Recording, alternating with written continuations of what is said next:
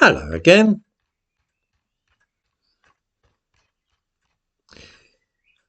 I am in general very happy for everybody in Britain to follow whatever religion he or she chooses, and I have no prejudice whatever against any religion. I've prayed in a Hindu temple, the one in Neasden, and also a number of synagogues.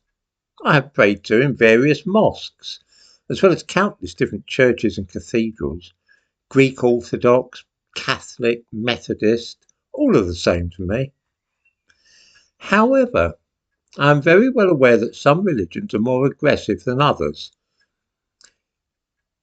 less tolerant of other faiths, and keener to seek converts by any means at all. Judaism does not actively seek converts. In fact, they rather discourage the practice. Christian denominations are all keen on getting people to convert to their religion, and some of them can be a little pushy about it. Islam is dead keen on both acquiring converts and also suppressing rival religions.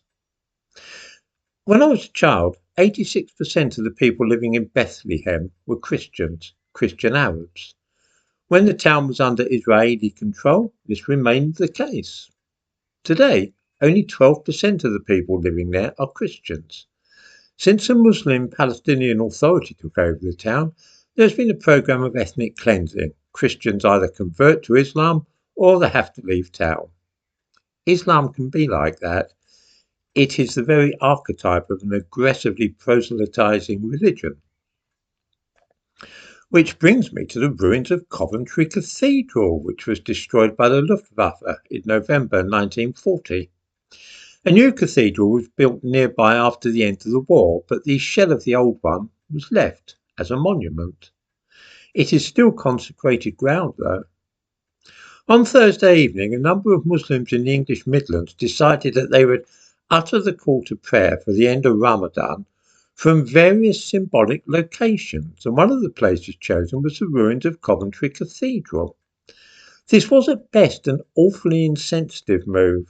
At worst, it could be seen as deliberate provocation.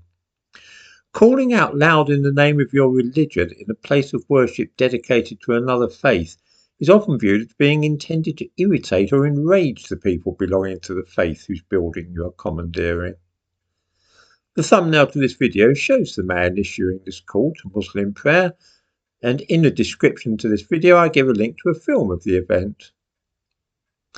Let me give a personal example of why I think that this was a bad move. Last month I was in Jerusalem, a city where I lived for some while, many years ago. While I was there, I visited the Holy Sepulchre Church with my wife, who is Christian. I also went to a synagogue at which I used to pray at one time, and then visited Silwan in East Jerusalem. This is an Arab town where I used to have friends. While there, I popped into a mosque which I remembered from long ago. In each of these places of worship, I was careful to abide by the rules and customs of the religion which owned it. So in the synagogue, I covered my head, and in the mosque, I removed my shoes. My wife and I also visited Temple Mount several times, which is a very sacred place to Muslims. It contains the Al-Aqsa Mosque and Dome of the Rock. There is also the remains of a small mosque called the Dome of the Chain. This has no walls, but services are held here on Thursday evenings at the start of the Muslim Sabbath.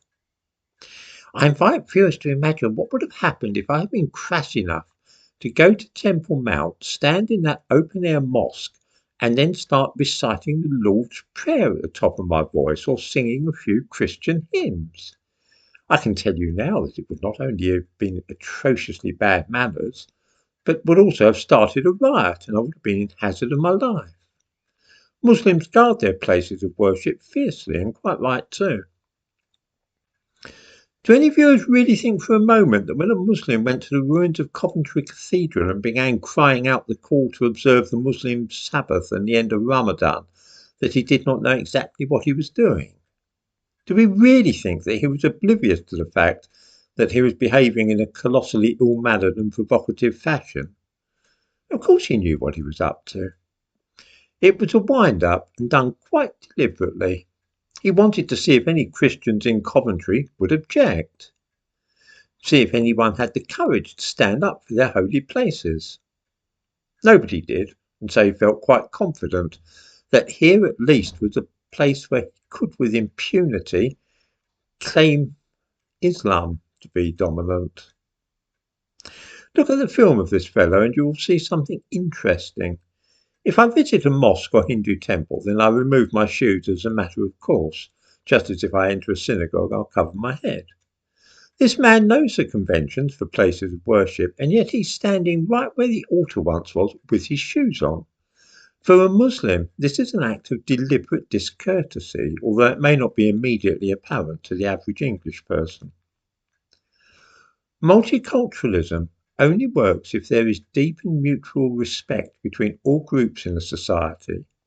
Hindus have this respect for other faiths, and so does Christianity, which is why St Paul's Cathedral this year in London was hosting special events for Ramadan. Islam, though, regards all other religions as heathenish and false, and those following them as being bound for damnation. The aim of Islam is ultimately that every person in the world will be converted to this faith. This really isn't the aim of Sikhs and Jews.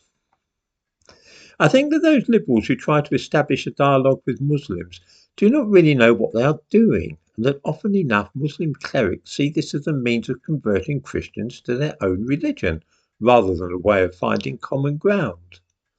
That call to prayer from the ruins of Coventry Cathedral should be a wake-up call and make us think long and hard about our own faith and how it interacts with Islam.